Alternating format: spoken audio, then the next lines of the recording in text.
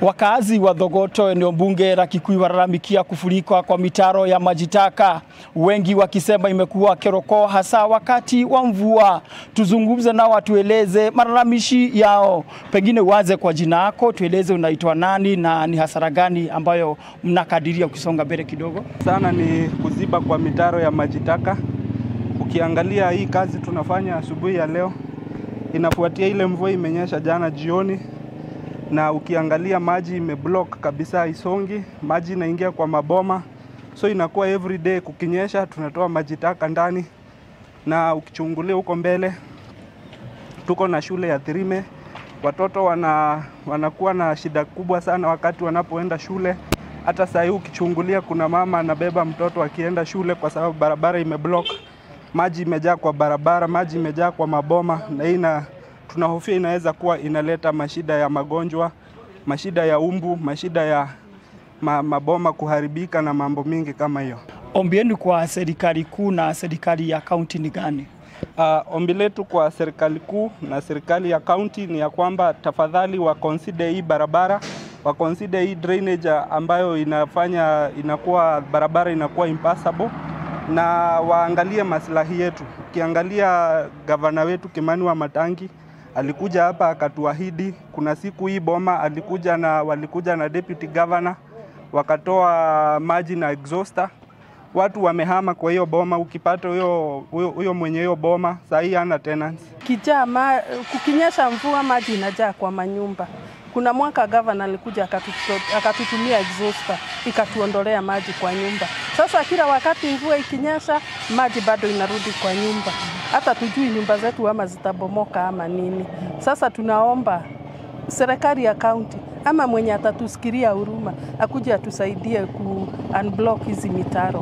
County Assembly tulikuwa tumeweka pesa kwa budget ili hii barabara contractor alipwe ikamilike. Kwa hivyo mimi naomba Governor Wamatangi alipe contractor ama apeane contract mpya, kwa sababu pesa tulitenga za kukamilisha hii mita 400 yenye ilikuwa imebakishwa na yule contractor mwenye alikuwa amepewa.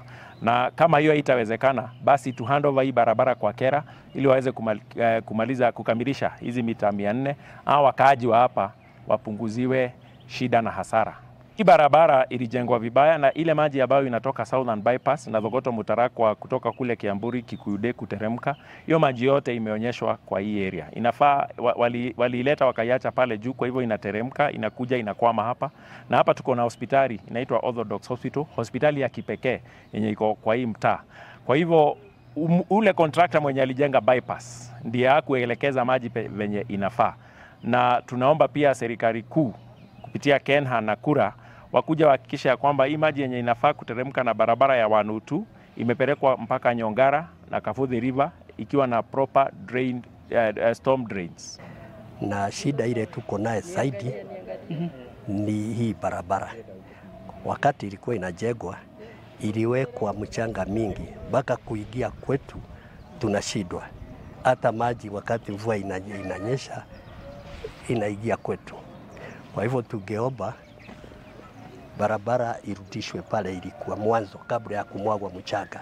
County tungeomba itengeneze hii barabara iweke chini pale ilikuwa, ili tuweze kutoka kwa nyumba zetu. Hapo kuingia kutoka kwa main road kuja kwa drain ya kupeleka maji huko chini ndiye ilisababisha hii maji ya kufurika hapa. Lakini pale inatakikana barabara ya maji iko, lakini haigi kwa maana drain iliwekwa pande ya opposite, pande hii nyingine badala ya kuwekwa pale inaenda.